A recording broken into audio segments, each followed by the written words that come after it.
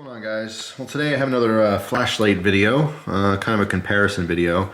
Over here we have the Surefire. This is the G2X Pro model that I did a video on recently. And this has been my kind of go-to flashlight. I've been using a lot lately. But I recently got this light from Wowtac. They had sent this to me to try out. This is the version 2 of the A1S, and more specifically the BBS. What is BBS? Right there, stands for Black Scout Survival.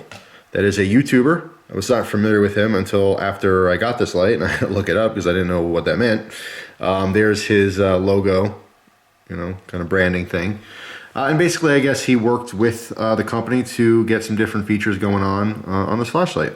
It's a pretty interesting flashlight. Like I said, I've been using this one as well as the Surefire kind of back and forth and comparing them. And that's why I wanted to do the video comparing it to this one, just because that's what I have most use on, you know, lately. What makes this special? First of all, this is the version 2. I remember when the first one came out, again, didn't know what BSS stood for, but it was like kind of a tannish gold color. It was pretty cool. Had some interest in it, but was working on some different flashlights, tried some different things, and didn't really think much of it. And then, like I said, they had contacted me and asked if I wanted to try this one. I said, all right, sure. Missed out on the first one. I'll try the new version of it. I think there's a little bit of a change in the UI on this one, other than, you know, obviously this is black, whereas the first one was that, like I said, kind of a goldish color. So what's the big deal with this flashlight? Well, this is supposed to be the best of both worlds. It's supposed to be a combination of a good survival, you know, flashlight and what you would want as far as survival features, as well as a good tactical option. So I did save the box here and the stuff that came with it because it's kind of important. First, we have a heavily crenulated bezel. We also have a filter, a very interesting filter.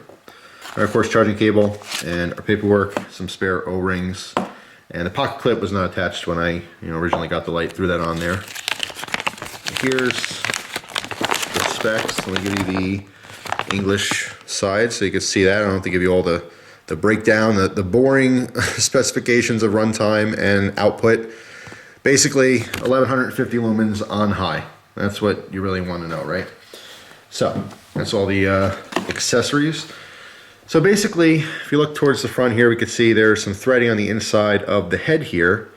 So you have two different attachment options. The first one is this crenulated bezel, which screws right on. All right, so this has two purposes. The first purpose is when the light is on, let me get this in the high mode, you can see that it's on. If you rest it down on the table, it's clearly visible. Even if I go back to the low mode, you see the battery's flashing a little bit, or the battery's low, that's why it's flashing, because I've been using it.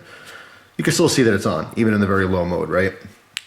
So that's the first function of a crenulated bezel, but the more purposeful function is for striking, for a tactical situation, a defensive situation, where you're holding your flashlight, there's some kind of a threat, and you need to hit it, right? This is actually an extremely effective crenulated bezel.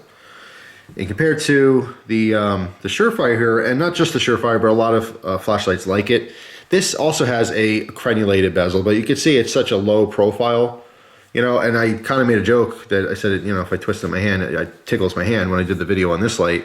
It's just because, again, same idea that light will peek out because it's not completely flat. A little bit better on the higher mode here. But obviously it doesn't do as good as a job as this one, even in low mode. So that's on high, which is like, I think 320 lumens, and this one is on low, which is like 25 lumens, something like that, so that you're kind of seeing it the same way. And again, the battery's dying on this one.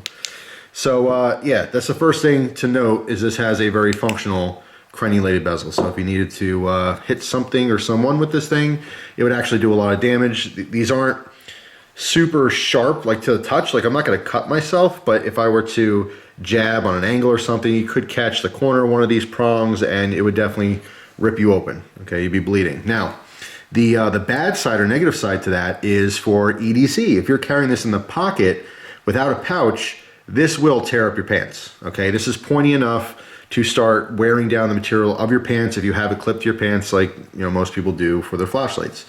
So if you're going to carry this with the crenulated bezel attached, I would highly recommend carrying it in a pouch, which does not come with this flashlight. There's no accessory for a pouch. I believe he actually had one made separately for the light that he designed. I don't know anything about that. So yeah, this crenulated bezel, extremely effective, but it definitely a negative as far as like an EDC carry. Just would not be comfortable in the pocket, or could actually cause damage to your pants.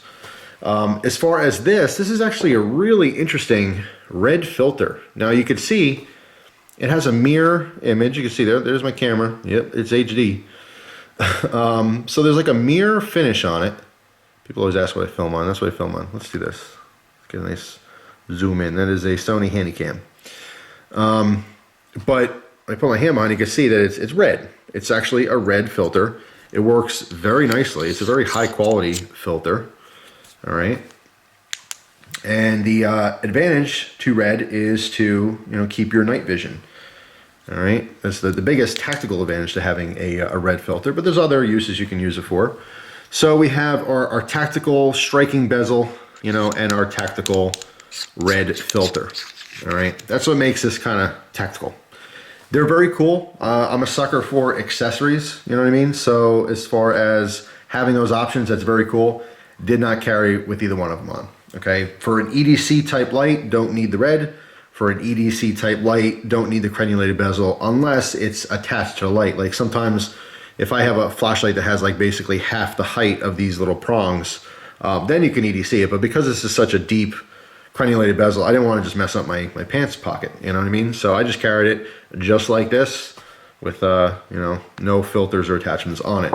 But I do think they're very cool. It could be a selling point for a lot of people. That's why you'd pick this light, with those. Here's something worth noting too, is that this one sells for $40, but they have a regular A1S that sells for $30. So if you don't care about this stuff, that's essentially what that is. This is an A1S with some bonuses, right?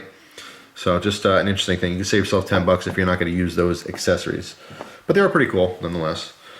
So as far as the UI for this light, you can see there is a tail clicky, just like most tactical flashlights. They're almost all going to have some kind of tail clicky, right? But here's the UI on this.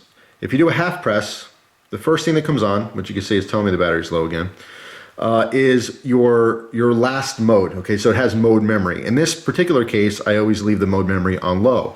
So the first half press is low, and if I do a double tap, then it goes right to the turbo, which again is at 1150 lumens. Now they have the strobe mode on the third tap. So mode memory is the first one, right? Or double tap to your high output, or triple tap to the strobe. All right. So again, sticky situation, you need that strobe real quick, 1, 2, 3, and you have your strobe. All right.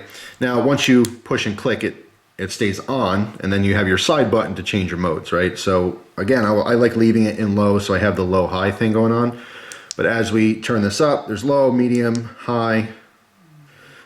The battery's dying on me here. That's what you get when you use your stuff. I should have charged it before I did the video though. So let's rotate back around. So that's our highest, right? So low, medium, high, turbo, okay? Now, if you go to the last function after turbo, as you can see here, we have an SOS mode, all right? SOS is where the survival thing comes in. I've never used SOS. I have to say, I've never used it. Kind of like the idea of having it. Don't really care. You know what I mean? It's a mode that 99.999% of the time no one's ever going to use. Most people, 100% never going to use it. But if you have a dedicated hiking flashlight, thing, maybe that's for you. Okay, if you know there's a possibility that you're going to be stranded out in the wilderness and you definitely need an SOS, maybe that's something to consider. For me, no, I don't have to worry about it. So it's just like an extra mode that I'm never going to use, which to me becomes a negative. Now I have to cycle through something that I don't care about. You know what I mean? I do like the fact though that there's multiple levels here, which is always nice. You never know what kind of light situation you're going to be in. But simply put, I don't really have to touch the side button. Since I've carried and used this light, it's either low, right? Or I double tap to get that turbo output, or the strobe, which I haven't needed to use the strobe. It's just a nice thing to have. So yeah, I mean, it's a pretty simple UI compared to a lot of flashlights, but there's still a lot going on there as opposed to something like this. Now, a couple other features, obviously, as I mentioned before, it did come with a pocket clip, which I did utilize this time. All right, sometimes I like carrying it in a pouch if there's one available, but You know, when there's not, especially for a longer light like this does take a single 18650. To show you real quick, it does come with the rechargeable Wowtac one. As you saw the cable before, plugs right into the battery, which is convenient. It does work. But yeah, throw on the pocket clip. Obviously it is removable. If you didn't want it, just pull the prongs on both sides. Pops right off. All right, so if you just want it loosely in the pocket or a bag or something, you're not gonna need it. You can always take that off. In fact, I'm gonna leave it off now. It does have a couple extra features that a lot of flashlights have already, but it's worth noting is because of these flats all around this ring here, it's supposed to be anti-roll. Okay, so you put it on a table, obviously the tablecloth here, so it's not gonna naturally roll. Like this one doesn't have that really. These are supposed to be anti-roll, but it'll still roll. It's just having those couple flat areas will keep it, if you put it on the table, from literally just rolling and falling off and possibly damaging something. So more distinctive flats are nice. Obviously it has the bunny ears, as I call it, which is allowing this to tail stand. That is a huge thing for me. I have an uneven table, so sometimes they won't tail stand like they're supposed to. But this is huge. I talk about this in a lot of flashlight videos because for me, my personal needs and wants in a flashlight, tail standing is huge. As you can see, this one does not have that. Although I did mention in the video that this is a dedicated, bump in the night type light. This is a side table light, so I don't need this for, the power outages and stuff. But again, going towards that kind of, you can call it urban tactical, if you do have a power outage and you don't have the accessibility to, tons of candles or anything like that, no generator, what are you gonna do? Instead of walking around in the dark, you could grab your flashlights and have a safe source of light. Obviously, if power goes out, a lot of people just light a bunch of candles, but every single year, someone burns their house down doing that, right? Flashlights won't burn your house down necessarily. But yeah, just having that extend past the button is a really good function, or feature, I should say. And of course, there's lanyard holes on both sides. So that's pretty much it, guys. I mean, it's pretty straightforward light. If you are familiar with the A1S, it's essentially the same thing. You just get a couple bonuses. But buyers beware, if you get this thing and carry it, if you EDC this every day with this massive crenulated bezel, you will probably wear a hole in your pocket. Okay, so be forewarned for that. The red filter is very cool. Like I said, there are practical uses for it. I just don't have them. If you do carry this, every single day with the bezel and you want to have that spare lens, maybe look into that pouch. You can check his channel out. In fact, like I said, I'm new to the channel. I'm going to subscribe and watch him for a while, see what he's all about. I don't really know much about him, but it seems like an outdoor guy. I like outdoor stuff, so we'll see. But I'll put his link in the description box as well so you can see what I'm talking about. So thanks for watching, guys. If you own either one of these flashlights, let me know down in the comment section what you think of them. Always interested in hearing other people's experiences as well. So that's it. I hope you have a great day, and I'll see you guys soon. Take care.